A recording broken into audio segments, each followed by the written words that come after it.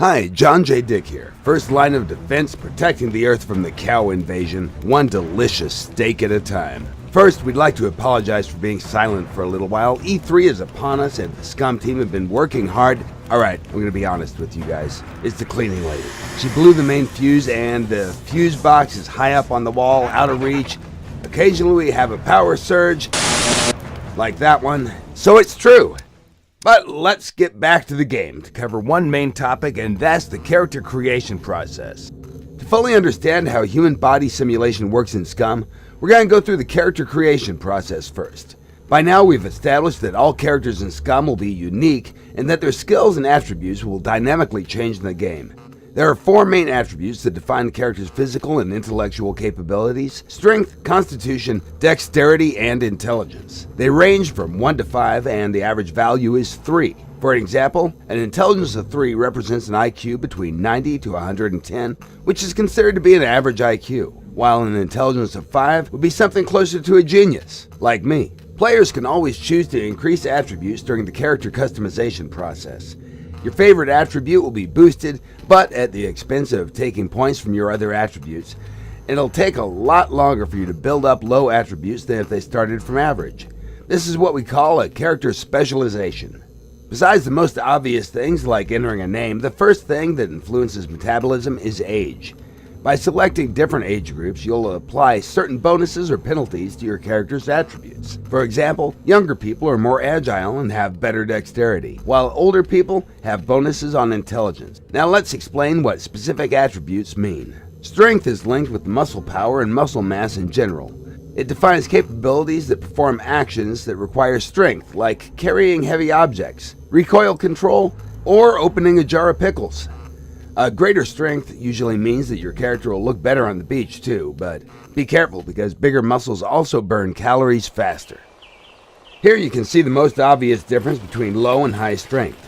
The prisoner on the left has a strength of 1 and is overburdened with 33 kilos of gear, even standing still and idle, while the guy on the right has a strength of 5 and can handle the same amount of weight much better. Once they start running, which is a very demanding action, the weaker guy on the left will run out of stamina much faster and will be forced to stop and rest.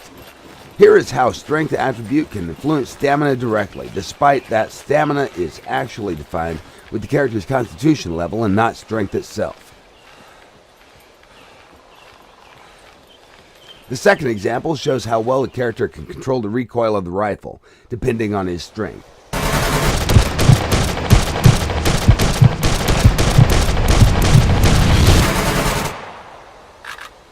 The higher the strength, the better the recoil control is.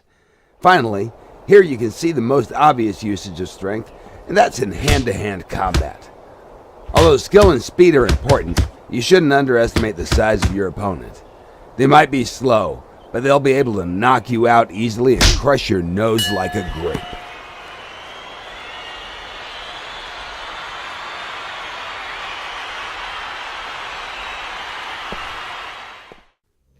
Constitution is linked with physical endurance and stamina. It defines how well a character's body has been built to sustain hardship, stress, pain, shock, and physical damage. A strong constitution helps in all physical tasks. It'll restore your energy faster and give you more health points. It also defines the quality of your metabolism, or how well your body uses nutrients from food. Regarding the physical appearance, constitution regulates the body fat percentage of your character. Lower constitution will make you look chubby, and higher constitution values, they'll reduce the amount of fat in your overall body mass of your character. While strength is linked with muscle type that covers rapid and fast actions, the constitution covers muscle fibers that are built for endurance. With more emphasis on the strength, you'll get a sprinter, and with better constitution, you'll get a marathon runner. In the following example, you can see how constitution affects players' ability to endure physical damage.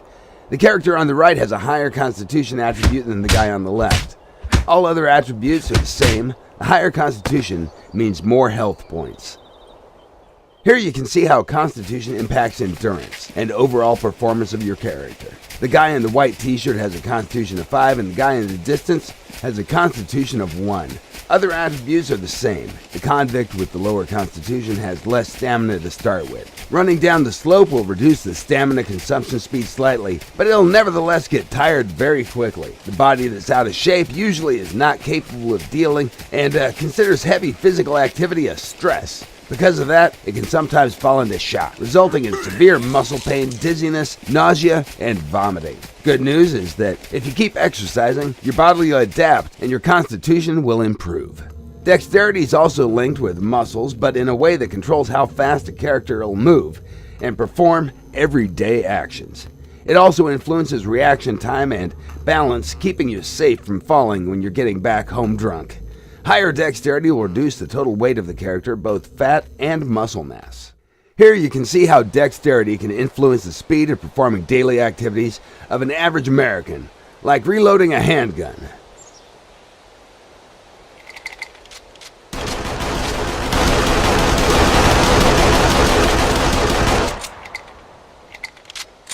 Although the skill is like 80 to 90% of everything here, higher dexterity attribute can speed up your actions even more. Finally, intelligence is equally important attribute with the biggest pool of skills assigned. It's the capability of perception and successfully performing tasks. It helps characters to learn faster, and without it, headshots would lose their purpose. No brain, no pain. So when you've finished with attributes, it's time for skills. The skills are divided into sections, with each section representing one attribute branch. Within the strength branch, you can find skills that have strength as their main attribute, and strength will have the biggest influence on how they're performed. Other attributes will not influence them as much. In case of the rifle skill, higher skill levels will give a better weapon control, more precise shooting, and less chance for weapon malfunction. However, the awareness skill from the intelligence branch will help you to spot targets further. The Constitution attribute will influence your aim through stamina consumption, making you less capable of hitting the target when you're exhausted. While the Dexterity attribute will impact the reload speed, drawing and holstering weapons, as well as the speed of changing stances. As for the skill levels, there are a total of 5 of them, from no skill, basic, medium, advanced to advanced plus.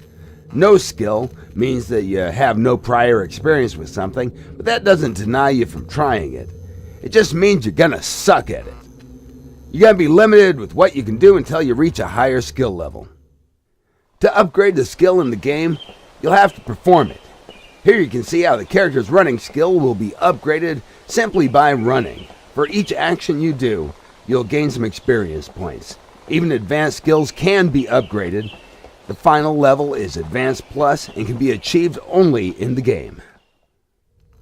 Right now, the amount of skill points equals attribute value multiplied by 2. Strength of 5 gives you 10 points to be distributed on the strength-based skills. To reach the basic skill level, you have to assign 1 point. Medium cost is 2 points, and the advanced skill level costs 3 points.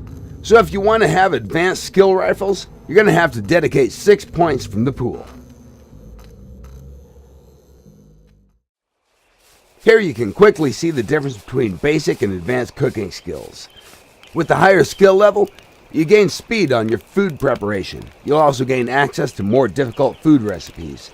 The cooking altogether is a very important skill. Properly cooked meals will provide you with additional performance bonuses that take effect as long as they're being digested by your character.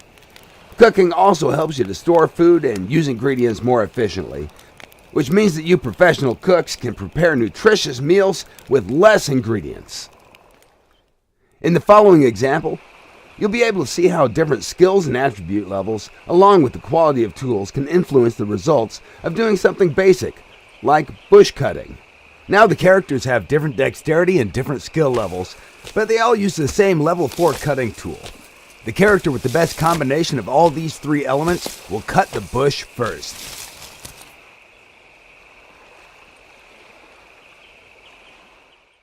Here, the characters have the same dexterity and survival levels, but they have different tools. The guy on the left is using the stone knife, which is a level 1 cutting tool, while the character on the right has an axe, a level 4 cutting tool.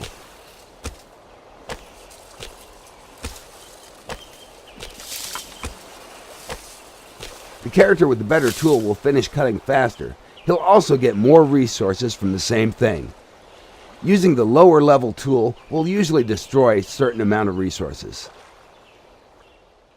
Finally, for those who don't want to bother with all this nonsense, we've added a magical super button that will create the perfect character by running very complex background subroutines. You're literally only 2 clicks away from playing the best survival game ever. Just use randomize and you're good to go. That concludes this exciting episode of Shit You Need to Know About SCUM. Remember to follow us on Steam, Facebook, Twitter, and www.scumgame.com. Wrapping things up, here is Deliverance Day, performed by a Double D and the Pretty Mouth Boys. Dick signing out.